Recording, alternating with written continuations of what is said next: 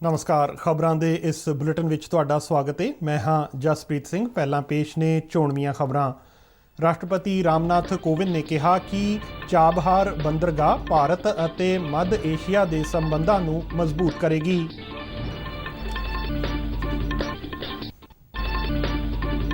प्रधानमंत्री नरेंद्र मोदी ने कहा कि भारत ਅਤੇ ਆਸਟ੍ਰੇਲੀਆ दरमियान होया आर्थिक सहयोग ਅਤੇ ਵਪਾਰ समझौता दोहां देशां विचाले आपसी विश्वास की गहराई नूं दर्शाउंदा है।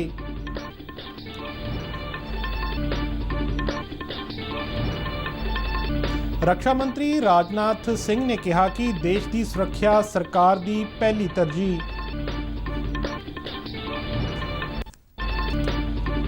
सूचना ते प्रसारण मंत्री अनुराग सिंह ठाकुर ने कहा कि आने वाले 25 साल देश लई बहुत अहम ने। सबना नूं मिल के अमृत काल दे इस दौर विच भारत दे निर्माण लई काम करन दा सੱਦਾ दिता। महिला ਅਤੇ बाल विकास मंत्राला ਵੱਲੋਂ करवाए गए खेतरी सम्मेलन दौरान ਸਮ੍ਰਿਤੀ ईरानी ने कहा कि केंद्र सरकार ਦੇ ਯਤਨਾਂ ਸਦਕਾ देश विच बच्चियां दी कुपोषण दर विच कमी दर्ज की गई है।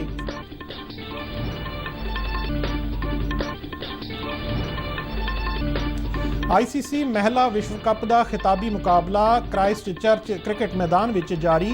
आस्ट्रेलिया वल्लों कीती जा रही है बल्लेबाजी। ते हुण खबरां विस्तार नाल। राष्ट्रपति रामनाथ कोविंद ने कहा है कि ईरान च बनी चाबहार बंदरगाह की वरतों भारत ਅਤੇ मध्य एशिया विचाले संबंधां नूं मजबूत बनाउण लई कीती जा सकती है। तुर्कमेनिस्तान के दौरे दौरान राष्ट्रपति ने अपने हम अहुदा नाल वफद पद्धरी गलबात भी की सी।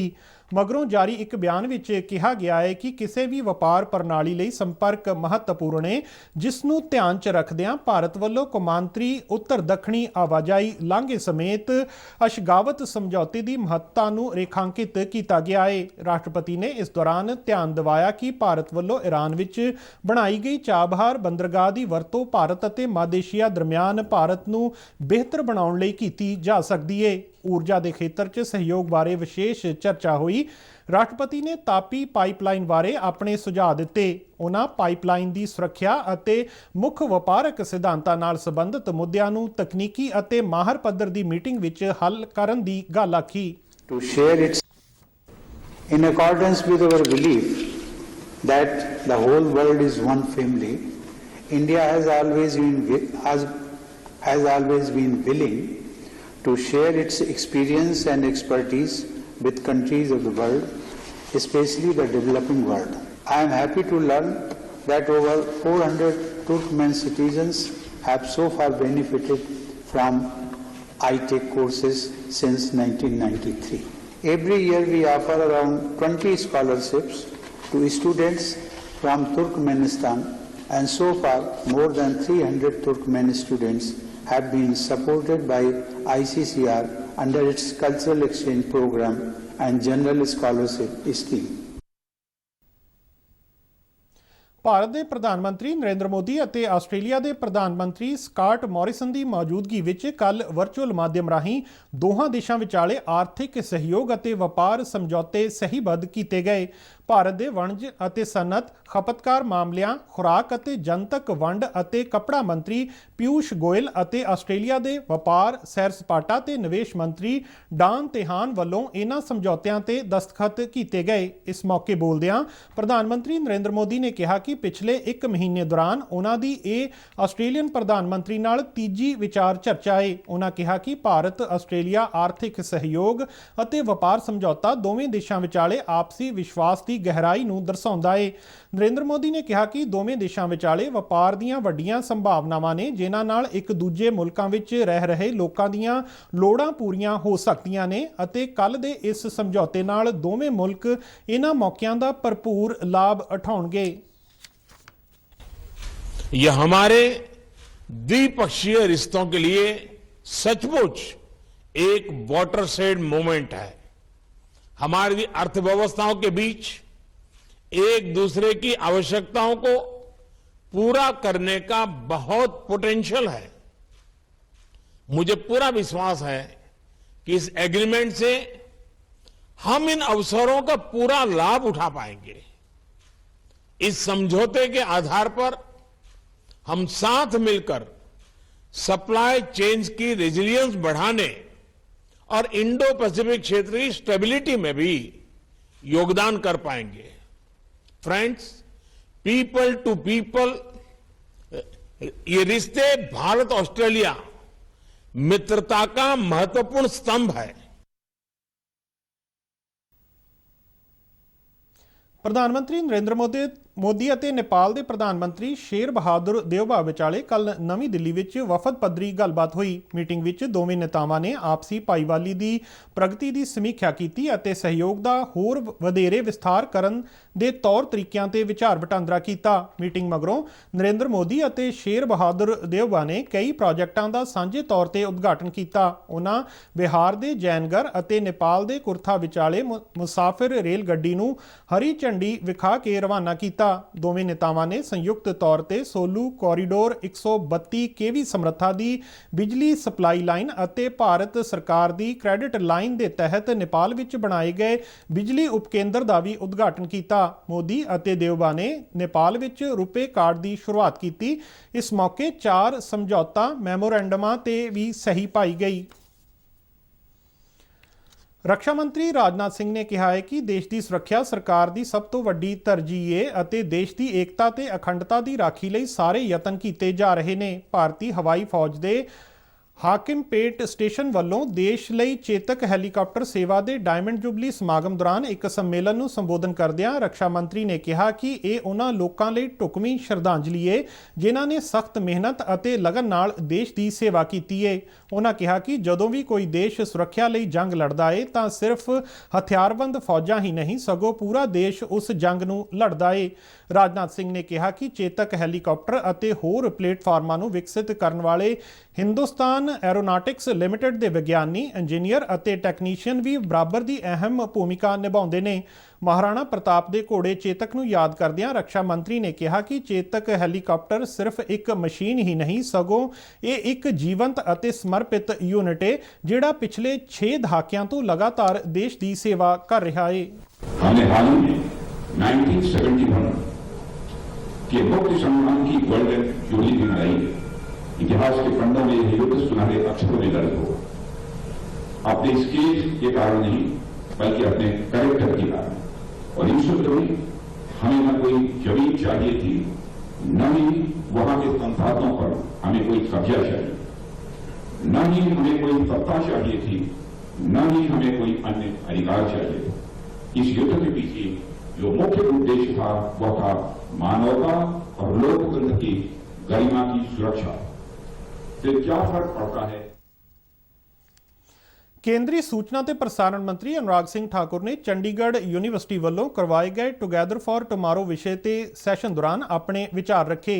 ਇਸ ਦੌਰਾਨ ਬੋਲਦਿਆਂ ਉਹਨਾਂ ਕਿਹਾ ਕਿ ਭਾਰਤ ਦੇ ਅਗਲੇ 25 ਸਾਲ ਅਤੇ ਹਰੇਕ ਭਾਰਤ ਵਾਸੀ ਲਈ ਅਗਲੇ 25 ਸਾਲ ਬਹੁਤ ਅਹਿਮ ਨੇ। ਉਹਨਾਂ ਕਿਹਾ ਕਿ ਇਹ ਅੰਮ੍ਰਿਤ ਕਾਲ ਦਾ ਦੌਰ ਹੈ। ਉਹਨਾਂ ਸਭਨਾਂ ਨੂੰ ਮਿਲ ਕੇ ਨਵੇਂ ਭਾਰਤ ਦੇ ਨਿਰਮਾਣ ਲਈ ਕੰਮ ਕਰਨ ਦਾ ਸੱਦਾ ਵੀ ਦਿੱਤਾ। India under the able leadership of Prime Minister Modi has envisioned a clear trajectory to lead the world based on our long history and tradition of harmonious coexistence between the man and the nature.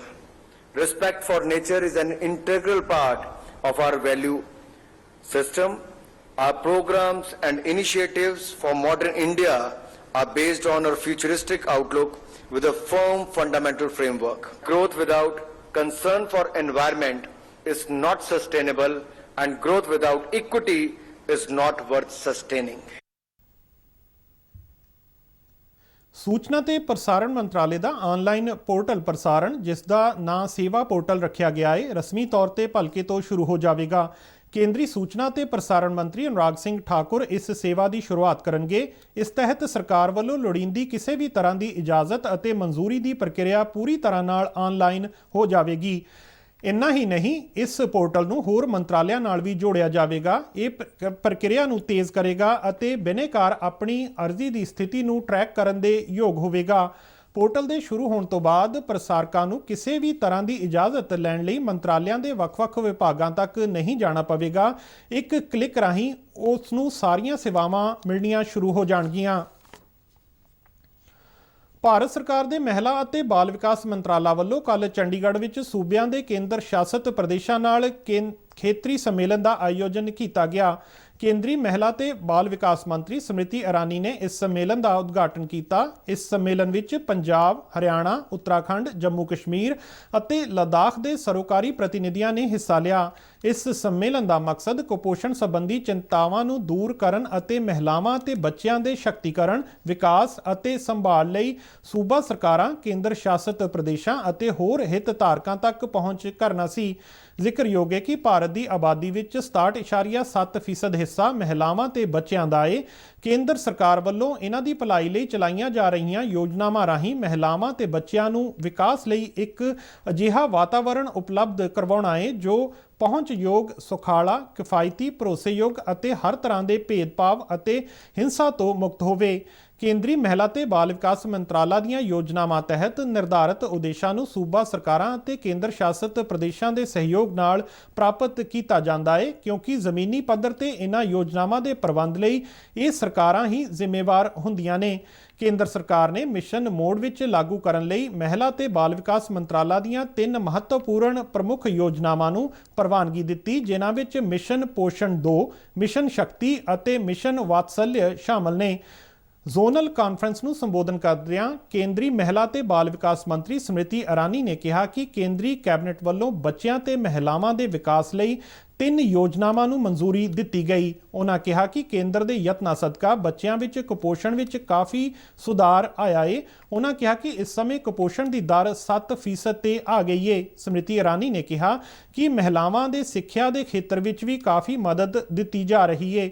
ਉਹਨਾਂ ਦੱਸਿਆ ਕਿ ਕੇਂਦਰ ਸਰਕਾਰ ਨੇ 3 ਮਿਸ਼ਨਾਂ mission ਪੋਸ਼ਣ 2, mission ਸ਼ਕਤੀ ਅਤੇ mission ਵਾਤਸल्य ਨੂੰ ਵਿੱਤ ਕਮਿਸ਼ਨ ਦੇ 2021-22 ਤੋਂ 2025-26 ਦੇ ਅੰਤਰਾਲ ਦੌਰਾਨ ਲਾਗੂ किया जाएगा। हम सब एकजुट हुए हैं ताकि उन महिलाओं का संरक्षण कर सके जिनके बारे में समाज चिंता व्यक्त करता है।